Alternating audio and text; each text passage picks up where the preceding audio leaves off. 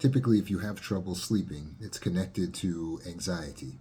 Not having good coping mechanisms for anxiety will cause you to lose sleep or to not be able to stay sleeping, and that causes more anxiety. So you get into a feedback loop. It's just uh, always feeling anxious, maybe because you've been in bed but you haven't fallen asleep yet, or you haven't gotten to bed yet. And as time goes on, the later it gets, the more anxious you get. As you feel more anxious, it gets harder and harder to fall asleep. Typically, when we're in an anxious state, it makes it difficult to fall asleep. So we need to switch our mindset around sleep, because as this perpetual cycle goes on, then we go to the doctor, then we diagnose ourselves, or we get diagnosed with insomnia or some other big word, and then we say, oh, I have this. So I have this illness, I have this disability. And so then we just have more stress because we're like, well, I would love to sleep, but I have a disability where I can't sleep.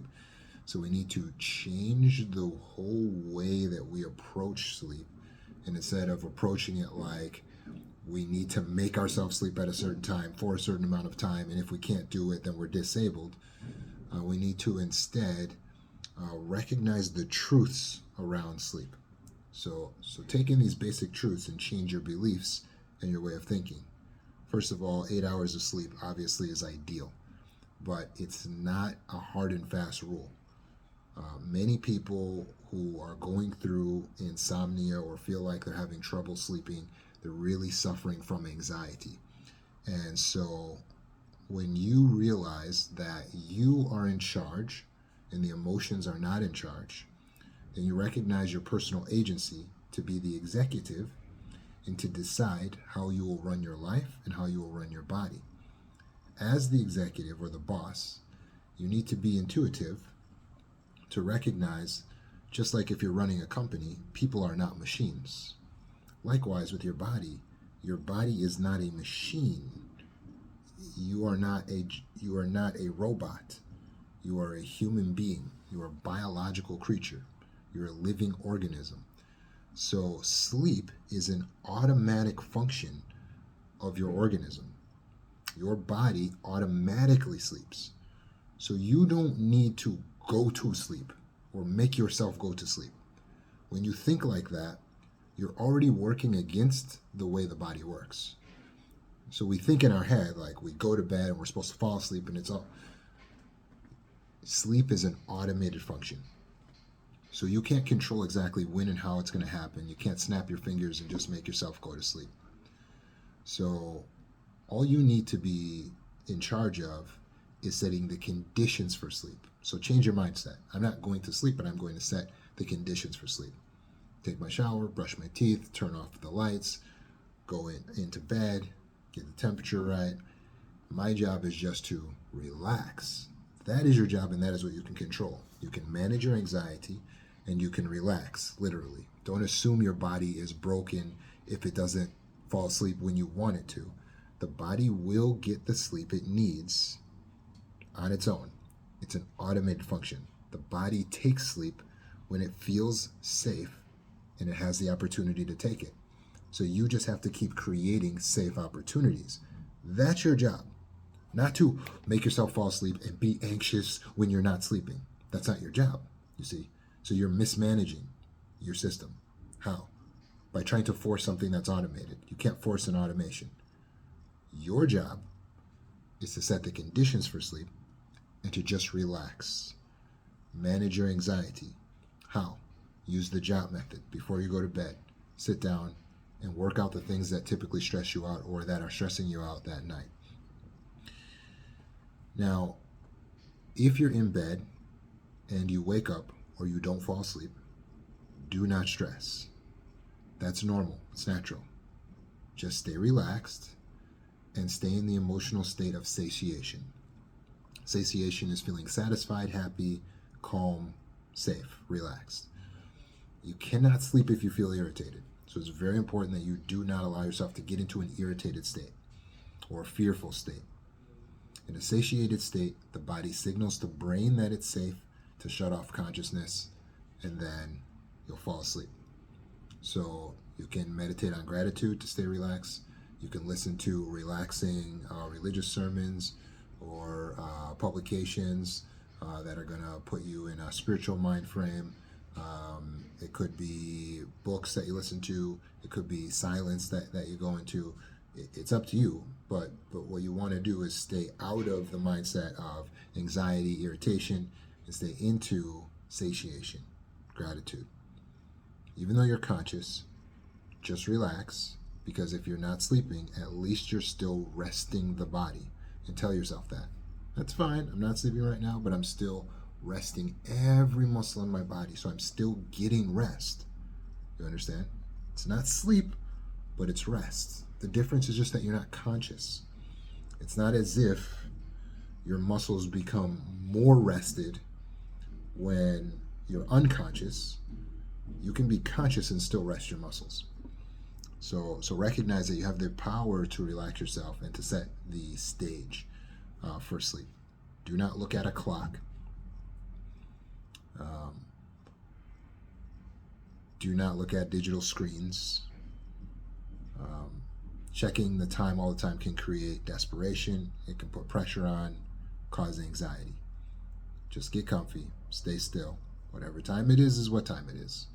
And just roll with what happens. If we ruminate on anxious thoughts, it's going to hurt our health. Here's the thing.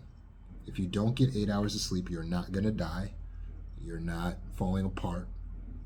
The body can do very well, according to experts, on just 7 hours of sleep. So you're going to give yourself a nice wide breath of 9 hours of downtime where you're actually in the bed. But you don't need more than that. The body will take the 7 hours it needs. Sometimes the body will only take 6 hours. It's okay. Sometimes the body only takes 5 hours. It's okay. Recognize that it's an organism. It's intuitive to itself, so it recognizes what it needs in a given day or in a given moment. If you're not exercising a lot, the body may not feel it needs a lot of sleep. So don't stress out because a certain number wasn't hit that day. Just create the conditions. Give yourself maybe about 9 hours where you're actually in the bed. And whatever happens during that time period happens. Do not stress about it. Do not try to force sleep. The body will take what it needs. Sometimes it needs to have a couple days where it doesn't get a lot of sleep, so then it can finally crash. So if that happens, use it to your advantage. Oh, I haven't gotten a lot of sleep in the last couple of days. Use it to your advantage. Set a time, go to bed at that time, and allow your body to take the sleep that it needs. Try to manage the work schedule so you're not always having to get up super early. Take time away from work. Work less hours. We're tired at work the next day, and that causes us anxiety because it's torturous. We go, oh no, I don't want to be tired at work tomorrow. I don't want to be tired at work tomorrow. I don't want. Snap out of it. Here's the reality. You can get 9 hours of sleep and still be tired the next day at work. It could be that your job is boring. Reality is, whatever you're doing for a living may not be that stimulating. And so you're going to feel tortured and bored and feel like you're tired and you want to go to bed. And you'll notice this is probably the case because sometimes you'll get home at night, and then when you do something that's stimulating to you, watching your show, playing your games, if you notice that suddenly you don't want to sleep anymore when you're surfing the net or doing things that are exciting to you, then you cannot blame just sleep. Part of the problem is that you're not stimulated in the job that you're at. So where possible, get control of your schedule where you can cut back on things that are obligatory, that are holding you from being able to sleep when you want to have an offbeat schedule. Because sometimes the body doesn't always go directly on a rhythm, on a beat, the way we want it to be. So try to keep those things in mind. If you exercise more, your body craves sleep more. If you're managing your anxiety more, your body has the conditions to sleep more.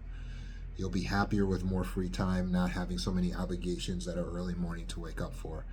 And don't stress that you're going to be tired the next morning. Just recognize that any of us could be tired at any time if we feel understimulated. But even if you haven't gotten a lot of sleep, if you're doing something that's exhilarating for you, you're still going to be up and ready and alert during that time.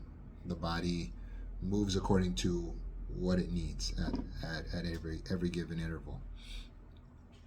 So we can relieve the anxiety by utilizing the JOT method and different techniques, okay, for going to sleep.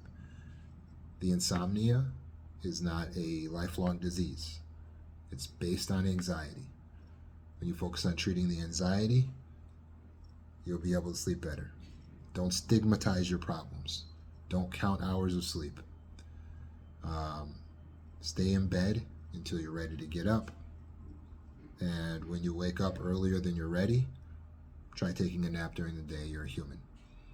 When you wake up at nighttime and you're getting up several times a night, understand that's normal. The average person wakes up 6 times plus in a night. A lot of times we don't remember it, but that's actually very normal to wake up multiple times. Sometimes people get up, go to the bathroom, they get something to drink, or they toss and turn. That is normal.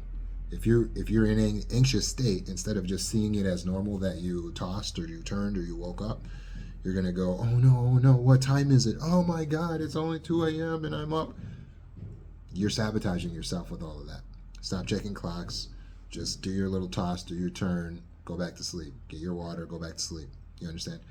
Don't do things to make yourself more anxious. So a technique you can use: sit on the edge of your bed when you're going to go to bed or going to go to sleep, or you can do this laying down, and you can put your hands here where they're crossed, shoulder to shoulder, or if it's more comfortable, you can lay them on your thighs, right? And then you're going to tap at the pace of the second hand on a clock.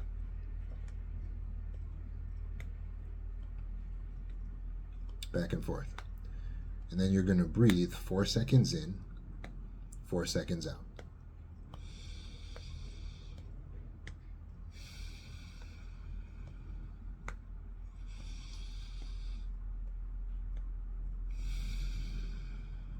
You keep doing that for 4 minutes. It's going to induce a yawn.